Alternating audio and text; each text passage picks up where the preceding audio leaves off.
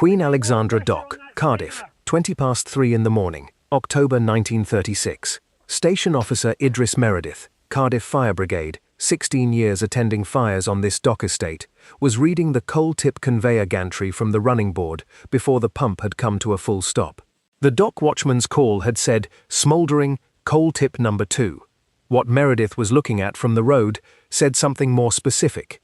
The smoke was not rising off the stockpile at ground level, where a man could get a shovel into it. It was working its way out of the seams of the enclosed gantry above the stockpile, the timber and iron structure that carried the conveyor belt up from the yard to the loading spout over the ship's hold. That told him the fire was not in the open pile. It was inside a closed wooden structure that had been collecting coal dust off the belt for years, in a space with almost no way for him to see how far it had spread before he opened it up. A stockpile fire, he could read with a probe and a shovel. A fire inside a sealed gantry he could not see into without opening a structure that had spent a decade filling with the one substance that turned a fire into an explosion risk the moment it was disturbed in the wrong way. 16 years on this dock estate had not given Meredith a procedure for this exact gantry. It had given him something else, a working sense of what coal dust did when air reached it suddenly, and what happened to a crew standing in front of a door when that air reached it wrong. He had the crew hold at the foot of the gantry stairs, not because the fire looked serious from where they stood, because it did not, and that was the part that told him the most. What did the absence of visible flame, set against smoke, working its way out of a sealed timber gantry that had been collecting coal dust for years, tell Station Officer Meredith about what was waiting inside, and what would opening that structure the wrong way do to the men standing in front of it? Before we continue, if this kind of documentation is what you have been looking for, consider subscribing. Every video on this channel goes into one specific element of the British Fire Brigade between 1900 and 1980. The appliance, the building, the knowledge that the officer had built from previous attendances, and the community that depended on that knowledge before smoke detectors and sprinklers changed what fire could do before the crew arrived. Not spectacle. The documented operational intelligence of a fire brigade that protected communities built from the buildings and industries that surrounded them. What years of Cardiff dock attendances gave Station Officer Idris Meredith was the knowledge of which stockpile fire called for excavation and which called for isolation and time, and when Cardiff's coal export volume fell after the 1950s, the tips and gantries that had taught him that difference went quiet before anyone thought to write down what he knew. And if you served in the fire brigade in this era, or your family did, put it in the comments. If you had family who worked the South Wales coal trade, on the ships, on the tips, or in the brigade itself, what do you remember them saying about the risk of fire on the docks? Next on this channel, the hydraulic coal hoists at Barry Docks, and the fire risk built into the machine that loaded the ships. Back at the gantry, the Dennis motor pump behind Meredith carried a rated output in the general range documented for comparable South Wales brigade appliances of this decade. Enough, on an open stockpile fire, to knock down a surface fire with a single line before it spread across the pile. That was not the problem tonight. The pump could deliver water. What it could not decide was where that water should go, or whether it should go anywhere at all in the first 90 seconds. Cardiff Fire Brigade's watch system meant a crew was always on duty at the Westgate Street Central Fire Station, the 6-story building a short distance from the pier head, close enough to the dock trade it protected that a call from a Queen Alexandra dock watchman reached an appliance within minutes of the telephone ringing. The station existed because the docks existed. Its whole geography was built around the assumption that coal, ships and fire would keep meeting each other on this stretch of waterfront. What the pump and the watch system gave Meredith was capability and speed. What neither of them gave him was the answer to the question he was actually facing. Whether the water in that hose, applied to the wrong part of a dust-filled gantry, would put the fire out or turn it into something the hose could no longer reach. What did the Dennis motor pump's capability, and the speed the Cardiff watch system gave him, actually solve at the foot of that gantry? And what problem did neither of them touch? Before you can understand why Meredith held his crew at the foot of the stairs instead of sending them straight up with a line, You need to understand what a decade of coal handling had put inside that gantry, and what it meant for how a fire brigade managed the specific risk that structure represented. Coal, left in a large enough mass for long enough, oxidizes on its own. That oxidation generates heat. In an open stockpile with reasonable ventilation, the heat usually dissipates as fast as it builds.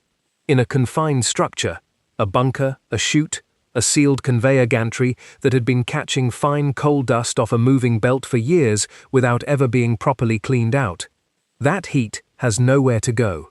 It accumulates.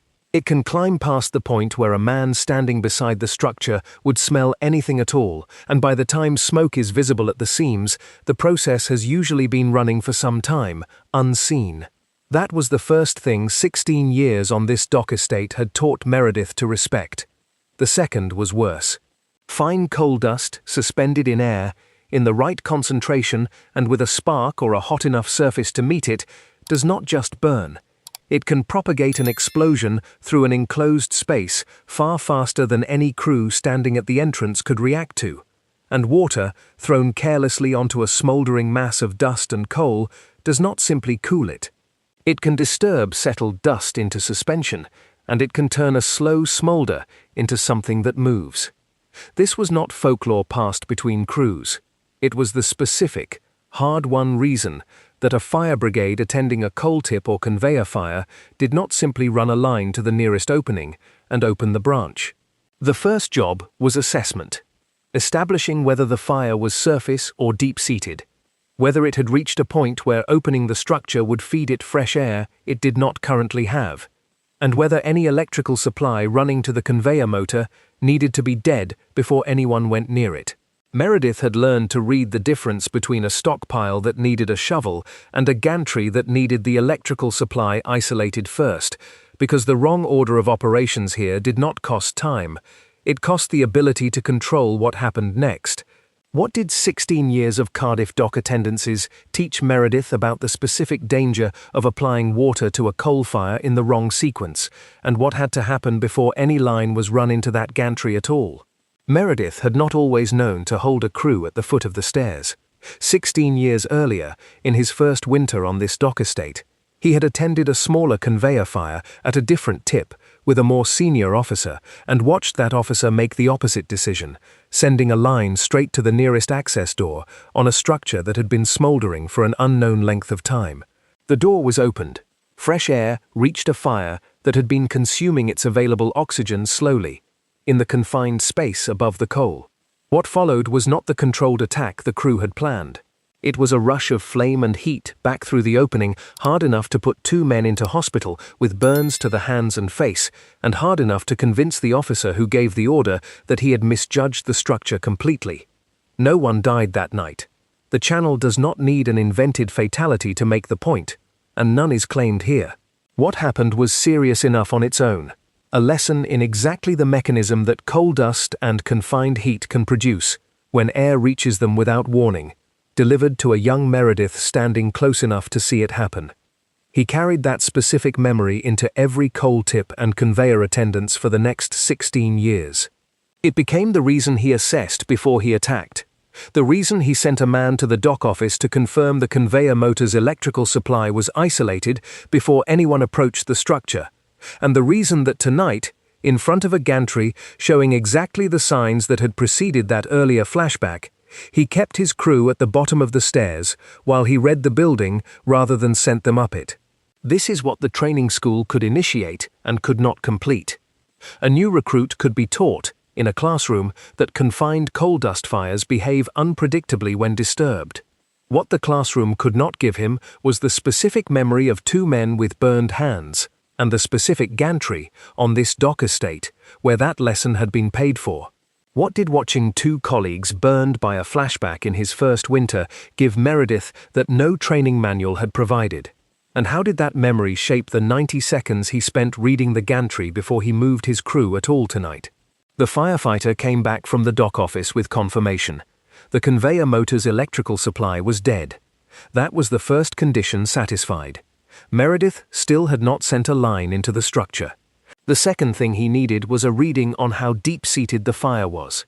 He sent 2 men up the gantry stairs with a probe and a hand lamp, not a charged hose, to open a small inspection point near the seat of the smoke rather than the nearest large door. A small controlled opening told him what a large one would not: whether the fire behind it was a shallow smolder in accumulated dust on the surface of the belt housing, or something that had worked its way into the timber structure itself. What came back through the inspection point was heat and a thin haze, not the rush of heated air that had put 2 men in hospital 16 years earlier. That told Meredith the fire was still shallow, contained to dust and debris on the belt housing surface, rather than established in the structural timber.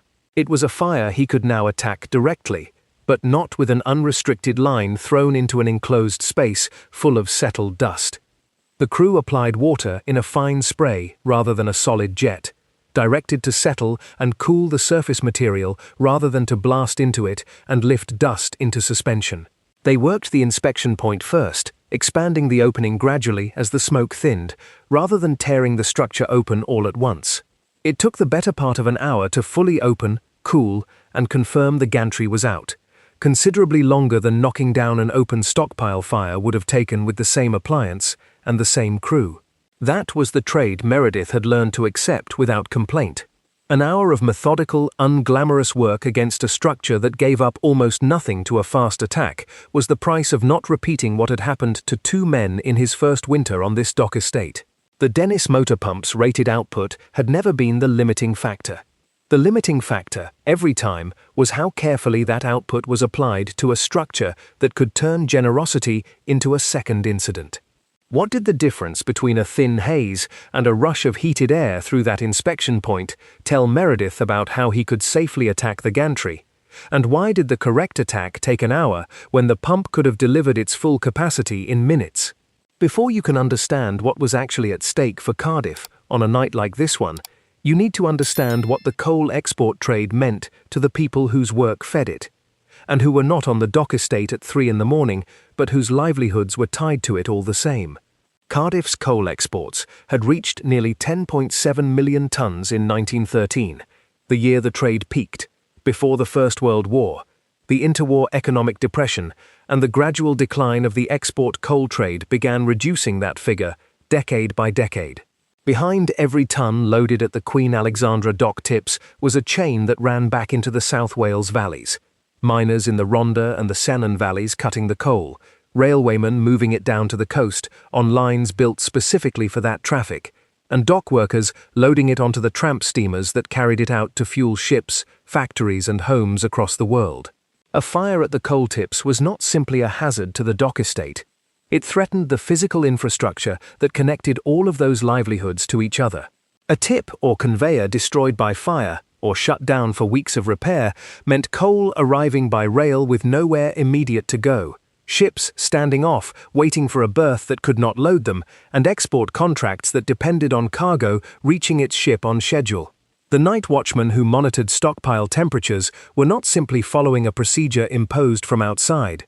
They understood, in the same practical way Meredith understood coal dust, that the export trade their community depended on ran through a small number of physical structures on this waterfront, and that those structures were vulnerable in a specific and technical way that most of Cardiff never had reason to think about. This was the layer of the job that did not appear in any pump specification. The Dennis motor pump could deliver water. What it was actually protecting, on a night like this one, was the physical machinery connecting a mining valley 40 miles inland to a ship bound for a foreign port. And every worker along that chain who had never seen the gantry Meredith was standing in front of, but whose wages depended on its staying intact. What did a coal tip fire actually threaten, beyond the structure itself? And how far back into the South Wales valleys did the consequences of losing it actually reach? By the mid-1930s, the trade Meredith's brigade was protecting had already changed shape. The 10.7 million ton peak of 1913 was a memory rather than a current figure. The Depression had cut demand, foreign coalfields had taken export markets that South Wales coal had once held without serious competition, and Cardiff's docks were handling less tonnage than they had a generation before. That decline did not make a fire at the coal tips less significant. If anything, it raised the stakes of losing capacity that could not easily be replaced. A trade running at reduced volume had less slack to absorb a damaged tip or a conveyor out of service for repair. Export contracts negotiated in the reduced market of the 1930s were often tighter, and a South Wales coal exporter who could not meet a shipping schedule because a loading structure had burned risked losing that contract to a competing port for good, at a time when competing ports were exactly what South Wales coal could least afford.